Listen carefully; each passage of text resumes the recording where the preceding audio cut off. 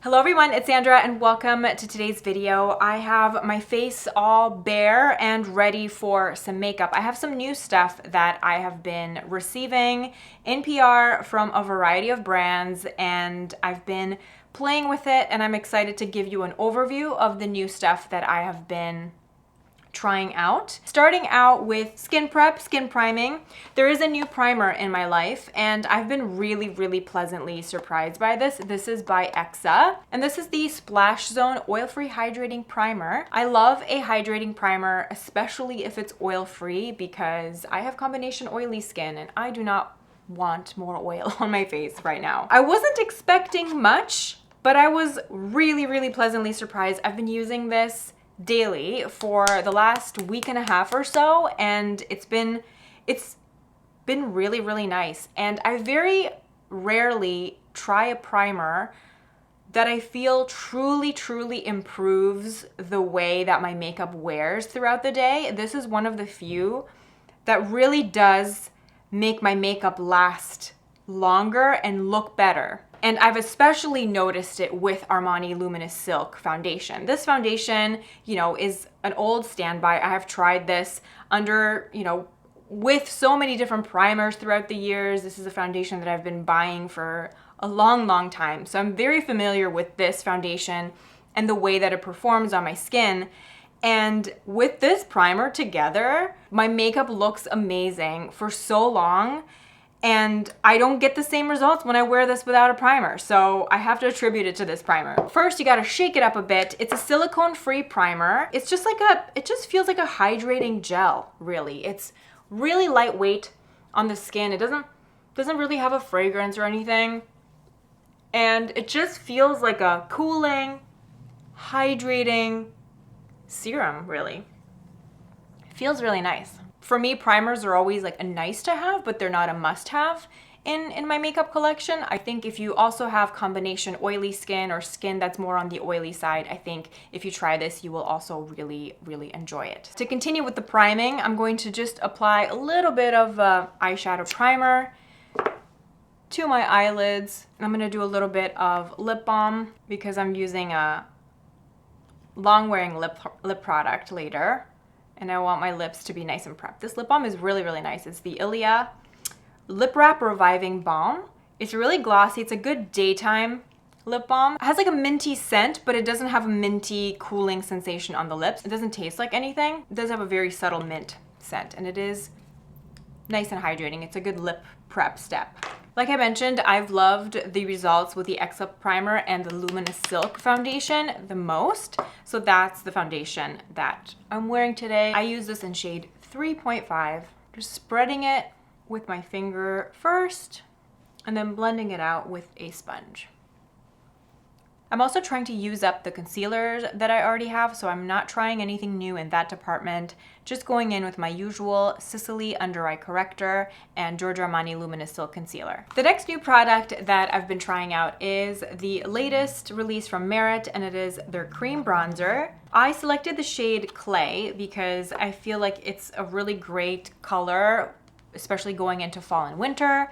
It's a really beautiful, sleek, minimal packaging, very much in line with the aesthetic of the brand. I love the packaging. I love the fact that it is like a slightly oval shape, and this is a really nice bronzer. The shade Clay is a great warming bronzer shade. This reminds me of the formula of the Makeup by Mario SoftSculpt Skin Enhancer that I really love. It's not quite as balmy, but it has a very similar look on the skin once I blend it in.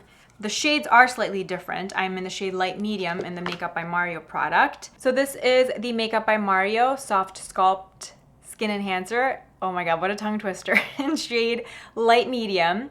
As you see here, it's a little bit more neutral. And then over here, we have the Merit bronzer in the shade Clay. So they both have like a juicy, dewy finish on the skin. They're both super easy to blend. So if you liked the idea of the Makeup by Mario product, but maybe it was a little bit too slippery for you and you prefer a stick packaging, I think you would really enjoy the Merit formula. It's really, really easy to work with. It's one of those effortless bronzers, very much in line with the brand. The whole brand is like minimal, effortless beauty. I think if you have the Makeup by Mario product and you're really happy with it, you don't necessarily need the Merit product. They kind of accomplish the same things. So I would recommend just kind of going by color, whatever color you think that you would be using more. Another thing is, this is a stick product, obviously, and we all have our different preferences. I personally don't like going in straight from the stick, whether it's a bronzer or a blush. I don't like applying it straight from the stick to my face. I like applying it onto the brush. Sometimes I do it, on the palm of my hand first, and then I pick it up with a brush from the palm of my hand, or I just take it on my brush directly from the stick and then stipple it on my face, because most of the time I am wearing foundation and I don't want to disturb any foundation and concealer that I have underneath. It definitely has a similar look on the skin as the Makeup by Mario product. It's so easy to work with. It's really, really buildable and easy to blend. It's an effortless cream bronzer. This has been the year of cream bronzers. It feels like so many brands have launched cream bronzers, and I'm here for it. I love cream bronzer.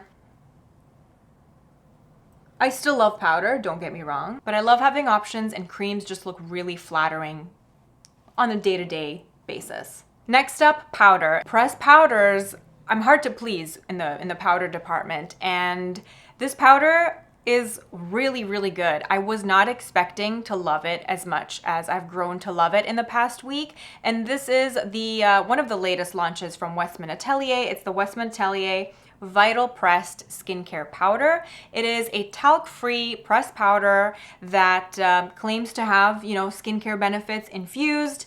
The packaging is very luxurious, in line with the rest of the Westman Atelier brand. It has a nice weight to it. There are different shades to choose from. I chose the shade Creme. It looks a bit more yellow on camera than it does in real life. It's just a neutral to slightly yellow powder. It is quite sheer on the skin. I think if you are the type of person that needs powder to set their makeup, but you absolutely hate the look of powder on your skin, this powder is for you. It is the most undetectable powder I've ever used. Even more undetectable than the By Terry. It actually performs well both under the eyes and on the rest of my face. It doesn't have any oil control, so if oil control is your goal, this is not the powder for you. Again, I would point you in the direction of the By Terry powder instead. This powder for me will be a great travel powder because it does perform well both under the eyes to set my makeup and, on my T-zone to set my makeup. And it's really small and easy to travel with because usually I travel with a separate under eye powder, the Givenchy powder, which I love, and then another loose powder that I like for the rest of my face, like the By Terry or the Makeup Forever. But if I just want a really easy, super, super, super undetectable powder that does the job and it just sets the makeup in place beautifully, the Westman Atelier is excellent. So I'm going to use this to set my under eyes today and the rest of my face, gently patting it under my eyes. Yeah, I'm really, really pleasantly surprised by this powder. A powder for people that hate the look of powder. I can see this working for all skin types, unless you're very, very oily and you need a powder that has some oil control capabilities. I do wish that this was refillable, as I do with all Westman Atelier products.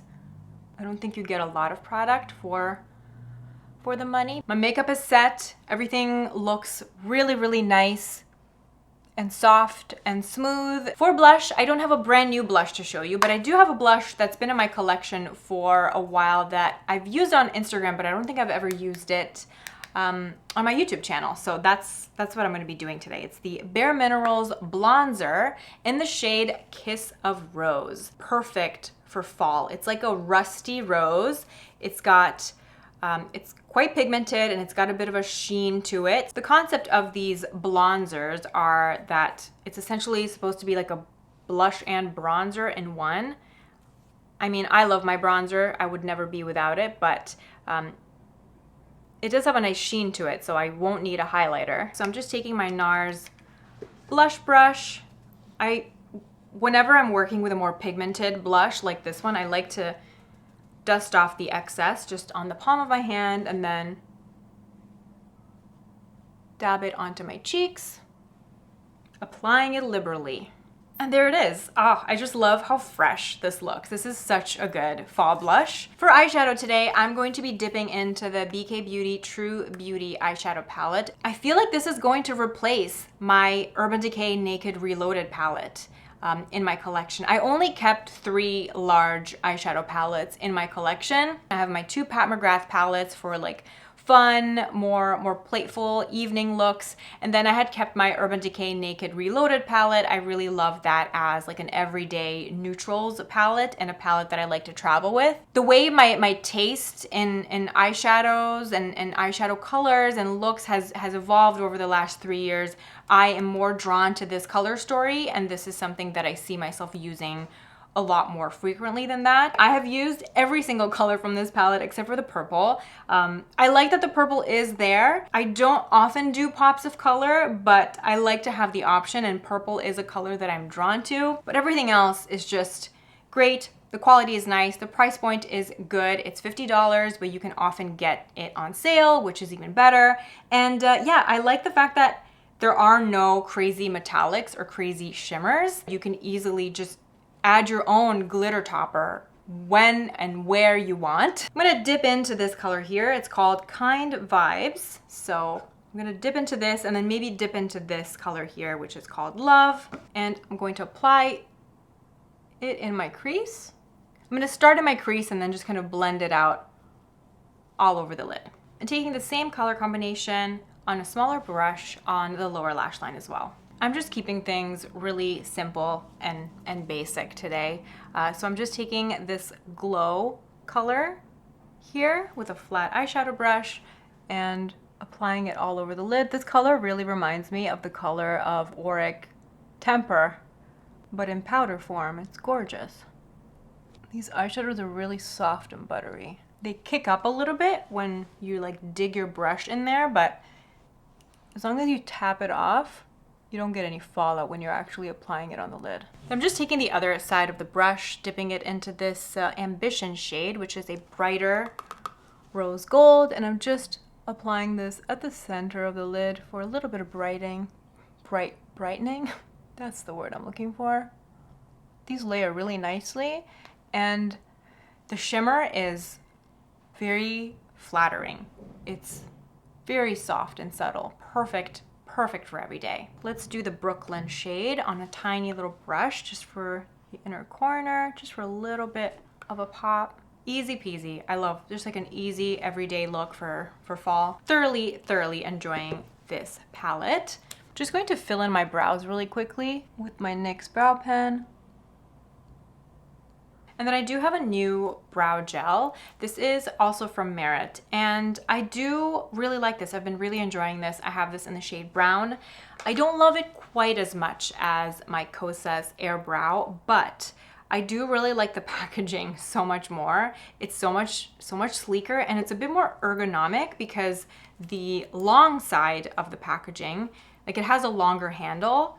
The brush size is pretty similar. The packaging is just much more sleek, and it's a bit more user-friendly in my opinion. I still like it better than something like the Glossier Boy Brow, but it's just not quite as pigmented and as volumizing as the Kosas. The Kosas has more fibers and it gives me more volume. So maybe if you try the Kosas and you didn't like how fibrous it was, the Merit is a good alternative, because this still tints the brows and it adds a little bit of volume, but it's just not quite as intense as the Kosas, but still really nice and easy to use. And I love the packaging is really pretty, and it just, the length of the handle gives me a better angle, I think. Just like a nice fluffy brow. The hold is really good too. For eyeliner, I received some of the new Glossier liners. I got to choose which color I wanted. So I chose dark brown, my usual go-to. So this is the shade Frame, which is a nice dark brown. For a wild card option, I chose a dark green. This is the shade Fresco, and I think a really nice thin green liner would be beautiful for fall. And then I got the shade Muse, which is a really pretty pale lavender color. This reminds me of one of my favorite, rest in peace, discontinued Marc Jacobs eyeliners. I can't remember the exact name of it, but I used to use it every single spring. I loved to use that in my waterline and sometimes just on my lower lash line. It was like my spring go-to liner, and obviously Marc Jacobs Beauty no longer exists. So when I saw this color, I got really excited because the exact same color. It kind of reminds me of the Urban Decay eyeliners in terms of the creaminess of the formula. So let me swatch the shades for you. The brown is really good because it's not too warm. This is the Muse shade. This is the Fresco shade. And then this is the Frame shade. It's a really good dark brown, like a dark neutral brown, which is the type of eyeliner that I look for every single day. So I'm just gonna do a really subtle line just to thicken my lash line. This is usually how I like to use a dark brown liner. I don't do anything too fancy. It doesn't skip or tug, which is good. I did hear that the brand is going to be in Sephora, which will be interesting to see. I feel like they've kind of lost their way a bit. There's just so much competition because when Glossier first launched, they were like the only brand doing what they were doing. But now we have Kosas, we have Ilia, we have Say, we have Make Beauty, we have Tower 28, we have Cali Ray, we have so many brands that are kind of looking for the same demographic. Merit, you know, all these brands are kind of all targeting the same customer, and now we just have so many more options. That's it for the liner. Just did something really soft. And just to show you, if you want to take this eye look to something a bit more snazzy, you can do a little glitter on top. This is the Roen 1111 palette. This is nothing new, but I just wanted to show you that you can jazz it up. I'm gonna do this shade here and layer it on top. Really, really pretty combination. For mascara, I have the new mascara from Tower 28. It's called the Make Waves mascara. It is a tubing mascara, which is my favorite type of mascara. It's really smudge resistant. It doesn't smudge or flake throughout the day, but it's easy to remove at night with just a little bit of warm water and a gentle cleanser. It's a great everyday mascara. This has been a really good year for mascara for me. I found so many mascaras that I love. This is great. If you liked the look of Lancome Lash Idol mascara, which is another one of my favorites, but you didn't like how that one was hard to remove, this is like that, but easy to remove. This is formulated for sensitive eyes, so it is smudge proof, smudge resistant, but it's easy to remove at night. I am able to remove this just with like lukewarm water and my cleanser, which is the CeraVe Hydrating Cleanser, nothing crazy. It has a plastic wand with quite soft and bendy bristles, and it's got a curved shape to it, which helps give length and definition. So if you like length and separation, you will really like this mascara. It also holds my curl pretty well all day, and it's just a nice all-rounder. Gives me decent volume, length, separation. Doesn't give me as dramatic of a lift and length as the Swede mascara, but the Swede now will be a better like evening mascara for me, and now the Tower 28 would be like the everyday mascara. So if you like, again, if you like Glossier Lash Slick, if you like the Ilia Limitless Lash Mascara, if you like Lancome Lash Idol, if you like the Merit Mascara, you will really like the new Tower 28. It's like the perfect everyday mascara for me. It's exactly what I look for in an everyday mascara. Something that doesn't smudge on me, something that will hold my curl, give me nice length, nice separation, nice reasonable volume that lasts all day without being difficult to remove at night. I have one of the latest launches from Urban Decay, and it's their new liquid lipsticks that are meant to be super, super comfortable, non-drying, and transfer proof. So I have this in the shade PDA. You have to shake it up first. It applies very much like a traditional liquid lipstick, except it doesn't feel drying at all. It's really, really thin, kind of silicone-y feeling, and it has a shine when you first put it on, but it dries to more of like a satin finish. It's not matte. And you do have a little bit of time with it before it sets. The color and the formula kind of reminds me of the Chanel has a similar like transfer resistant lipstick formula. I can't remember what it's called because the name has changed. It had been discontinued and then it got re-released, but I used to use a shade in that formula called Sensual Rose. If you've been watching me for a long time, you might remember. This was like a long time ago, but this shade really, really reminds me of that old Chanel Sensual Rose that I used to wear all the time. It's another really great fall lip color. It's just like, it's not super, super, super bold, but it's also not quiet. It's a great polished fall shade. Chanel has a similar format. I think MAC used to do a similar product too, but those also had a clear gloss top coat that you would put on top. So it was like a glossy lip that didn't transfer. And sometimes I wish that I had that. Like sometimes I feel like I could do with a glossy top coat, but I understand that Urban Decay, you know, they want it to be different. And Dior recently released a matte transfer resistant lipstick too. So I'm curious how that formula compares. Makeup trends, everything kind of is like a pendulum, right? The pendulum may be starting to swing into the other side, into the side of more like transfer resistant, hardcore matte lips again, after being in the glossy sheer lip world for so long. So curious to see what's gonna happen. But yeah, I'm just waiting for this to set. It feels a little bit tacky on the lips. It never feels drying or uncomfortable. It's really quite weightless on the lips, which I appreciate. It's really not like a traditional liquid lipstick. Like remember the Anastasia liquid lipsticks? Like remember the feeling? It would just suck the soul and any moisture out of your lips. This is not like that. It's truly, truly comfortable.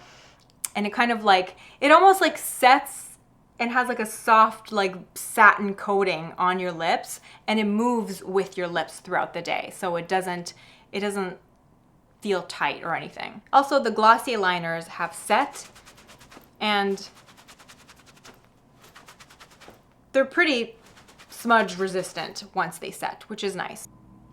And as you can see, it still has like a little bit of sheen. It's more of a satin finish. It's not like a dead matte finish. So I'm going to be kissing the back of my hand. Not bad, right? Not like totally transfer proof yet. I think it hasn't fully set around the borders, because you see here, you can just kind of see the outlines of my lips. Gonna give this a few more minutes. And then we're gonna do the mug test. Again, not bad. Definitely more transfer resistant than a traditional lipstick, I'd say. Do you need to run out of your house right now to go to Sephora to buy one of these?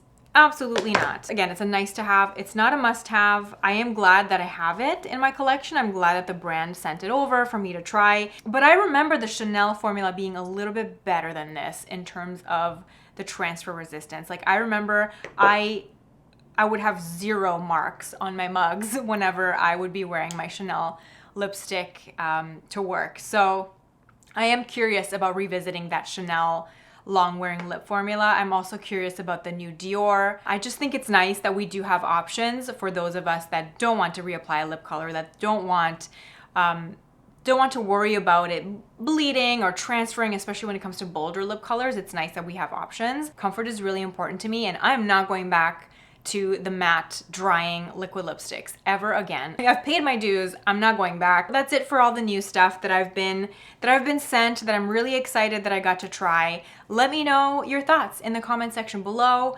Did any of these new launches catch your eye? How are you feeling? Let's chat in the comments. I hope you're all having a really beautiful day. Thank you so much for hanging out with me today, and I will catch you in my next video. Bye.